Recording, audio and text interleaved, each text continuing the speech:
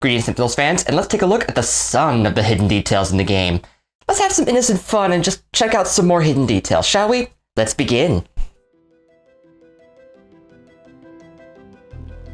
Our first entry, we have a retroactive fun detail. When Definitive Edition came out, Fnatic gained a relic, the Rosary of Mysteries. It seems to be a meditative aid for Elena, and pretty much replaces the old effect from Prayer of Desperation.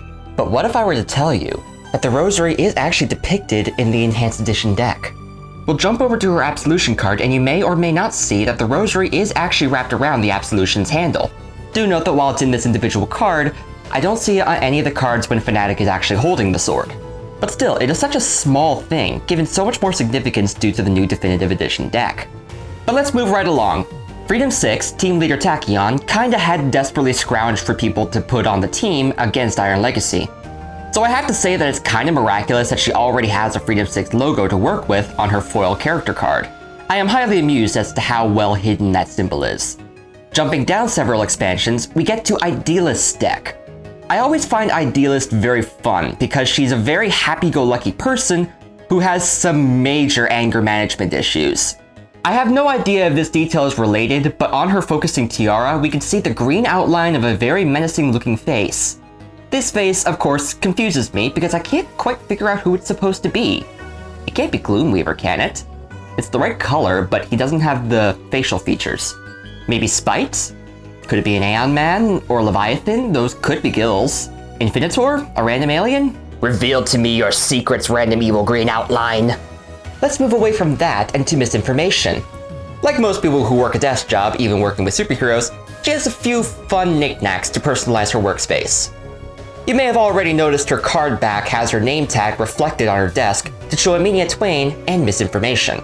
But on her character card, we see her with a coffee mug saying America's Finest Assistant, in the same exact font used for Legacy, which is pretty fun. I know I'd certainly want one if I worked at the Freedom Tower.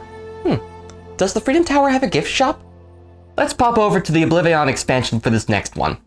Wager Master is pretty well known to not take things too seriously, but even when he's clearly stressed and not really on his A game, he does have one good joke.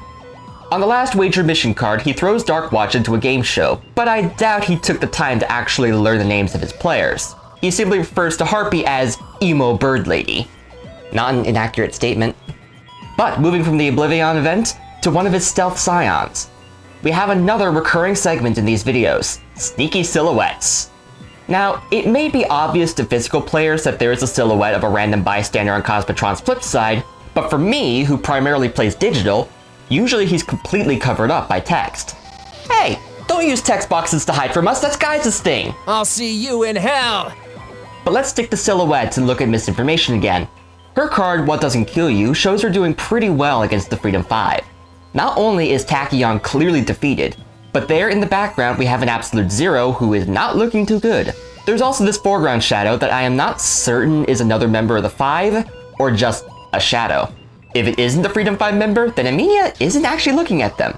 Rather rude of her, really. Now we dive into the Definitive Edition. Today brings us to the Freedom Tower, specifically the Medical Ward. This is one that's almost impossible to notice in the physical card game because it is so small. But Wraith is wearing a tiny little Star of David on a necklace. As Wraith is Jewish but not particularly spiritual, this seems to be the only visual nod to that. And on the physical card, it's barely a dot. And for my final detail, we will visit the RPG Core rulebook once again. Zooming over to Daybreak's special event with Hellfire, Battle of the Bands. This one's a twofer, as I am pointing out two completely different sets of cameos. First set, accompanying Rockstar on our way to the club, we have a whole mess of interesting people. If you are familiar with the Legends of Vox Machina, you might be familiar with about half of these. If you watch Critical Role campaigns 1 and 2, you'll recognize all these characters as depictions of the player characters from the Critical Role show. Going from left to right, we have Bo talking to Keyleth, and Keyleth even has her horns depicted on her headband. Grog calmly watching Terry and Darrington take a selfie right behind Rockstar. There is a human version of Jester talking to, presumably, a human version of Ford. Mollymauk, Yasha, and Caduceus are having a conversation, and Caduceus has a beetle on his shirt, referencing how a lot of his spells involve beetles in some way. Vax is waiting in line right behind Pike and Scanlan, who, in turn, are right behind Caleb with his head in a book. We have, I think, Vex abandoning Percy to get frisked by the guards, and presumably not sneaking in right behind them. This is a hugely indulgent picture for fans of the show, and I love it. The second set of stuff is right here on the next page. It's another group shot of people watching Rockstar's performance, but all the cameos in this one are references to well-known RPG personalities. Now, I did know that there were cameos here, but I'm not knowledgeable enough to know who is who. I did have to ask for assistance for this one. And since I don't know who is who, I won't zoom in on faces. Now, we've only found about half of them, but here's what we've got. First and foremost, the white-haired guy up front seems to be Clint McElroy.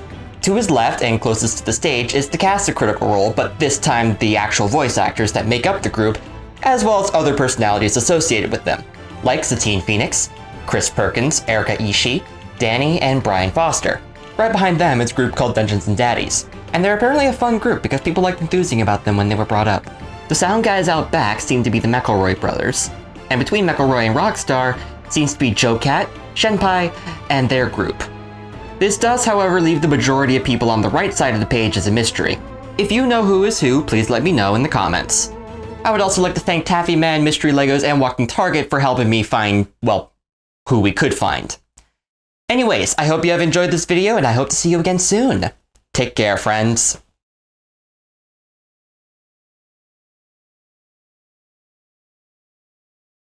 There is also this foreground shadow that I'm not certain is... Lovely. And for my final details, we will visit the RPG Cool.